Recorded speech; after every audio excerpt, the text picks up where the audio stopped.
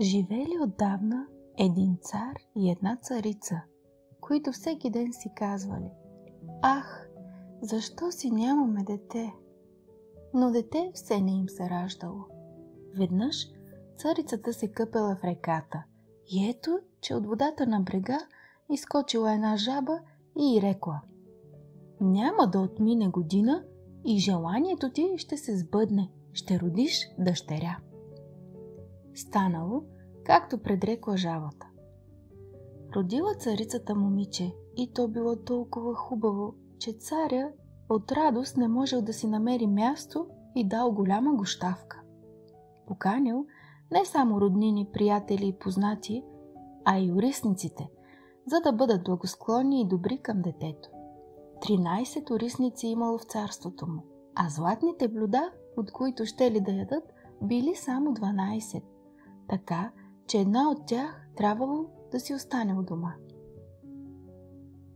Гощавката била разкошна и шумна, а накрая орисниците дарили детето с чудните си дарове. Една с добродетелност, друга с хубост, трета с богатство и тъй нататък. С всичко, каквото човек може да си пожелае на света. След като 11-те орисници изрекли пожеланията си, неочаквано влязла 13-та. Тя искала да си отмъсти за това, че не я поканили. Не поздравила и не погледнала никого, а викнала високо: «Навършили 15 години, нека царската дъщеря да се ободе навретено и да умре». И без дума повече да каже, врътнала се и напуснала залата. Всички се изплашили. Но тогава напред излязла 12-та орисница, която още не била пожелала нищо на детето. Тя нямала власт да отмени лошата орисия, ала можела да я смекчи и рекла: «Но нека това не бъде смърт, а 100 годишен дълбок сън да обори принцесата». Царят от все сърце искал да предпази свидното си чедо от тази беда и заповядал да изгорят всички вретена в цялото царство. А пожеланията на другите орисници се сбъднали и момичето станало толкова хубаво, добродетелно, приветливо и разумно, че всички го обиквали от пръв поглед. В деня, в който навършило 15 години, случило се царят и царицата да заминат и момичето останало самичко. Тръгнало на воля да обикаля из двореца, надничало във всички стаи и накрая стигнало до една стара кула. Изкачило се по тясната вита стълба и видяло една малка врата. В ключалката имало ръждив ключ. Отключила вратата и пред него се разкрила малка стая. Вътре седяла старица с хурка и вретено и предяла усърдно лен. «Добър ден, стара майчице!» казала принцесата. «Какво правиш?» «Преда», отвърнала старицата и кимнала с глава. «Какво е това, което тъй забавно се върти и подскача?» Попитала момичето, взело в ръка вретеното и се опитало да преде. Но щом докоснало вретеното, думите на лошата орисница се сбъднали. Момичето си оболо пръста и в същия миг паднал на земята.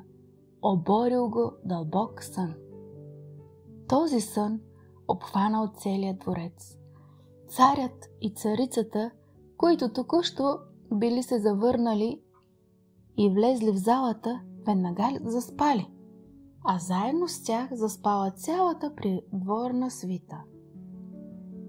Заспали конете в конюшната, кучетата на двора, гълъбите на покрива и мухите по стените.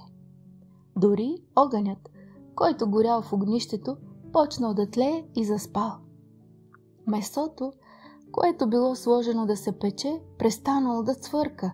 Готвачът, който тък му замахвал да удари плесница на чирачето, защото сбъркало нещо, отпуснал ръката си и също заспал. Вятърът утихнал и по дърветата пред двореца не трепвал листец. Около двореца лък почнал да расте, жив плет от тръни, който всяка година ставал все по-висок.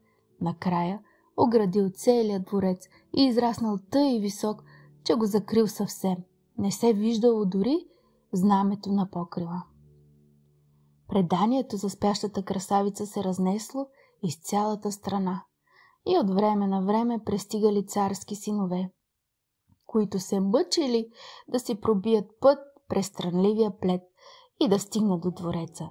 Но те не успявали, защото преплетените тръни се държали здраво, както че имали ръце и не пропускали момцете. Минало много години. Един ден в тази страна пристигнал един царски син и чул някакъв старец да разказва за трънливия жив плет, зад който се издигал дворец, където преди 100 години била заспала и още спяла прелестна принцеса. А заедно с нея спели царят, царицата и цялата им свита. Старецът пък бил слушал от дядо си, че и по-рано идвали мнозина царски синове и се опитвали да си пробият път през трънливия жив плет, но никой не успял.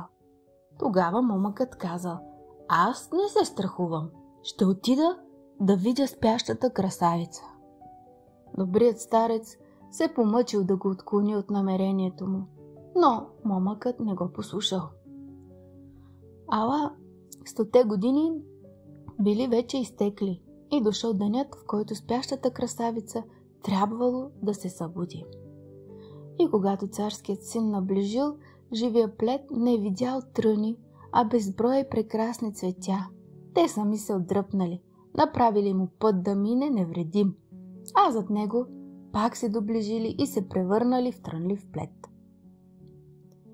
Влязал царския син и видял на двора конете, и ловджийските кучета налягали и заспали на земята, а на покрива спели гълъбите, мушнали главици под крилцата си. После влязал в двореца, а там мухите спели по стените. Готвачът в кухнята още държал ръката си така, като че иска да плесне чирака, а помощницата му седяла с черна кокошка в ръце, която скубела, но не доскубала. Продължил царския син пътя си, вървял, влязал в залата и заварил цялата придворна свита, налягала и заспала на пода. А царят и царицата спели на троновете си. Минал през другите стаи и навсякъде било така тихо, че той чувал собственото си дишане. Накрая стигнал до кулата и отворил вратата на малката стая, където спяла принцесата. А тя била тъй хубава в съня си, че той се навел и я целунал. Щом я целунал, принцесата отворила очи, събудила се и го погледнала радостно. После слезли заедно долу и тогава се събудили и царят, и царицата, и цялата свита и почнали да се оглеждат смаяни наоколо си. Конете в двора се изправили на нозете си и взели да се оттърсват. Ловджийските кучета скочили и замахали с опашки. Гълъбите на покрива извадили главици под крилцата си, погледали се и литнали над полето. Мухите запълзели по стените, огънят в огнището лумнал, се скриви пламъци и гозбите закъкрили. Месото пак зацвъркало и готвача залепил такава плесница на чирака, че той се разревал, а помощницата започнала пак да скубе кокошката. После вдигнали голяма сватба и царският син и принцесата живели щастливо чак до смъртта си.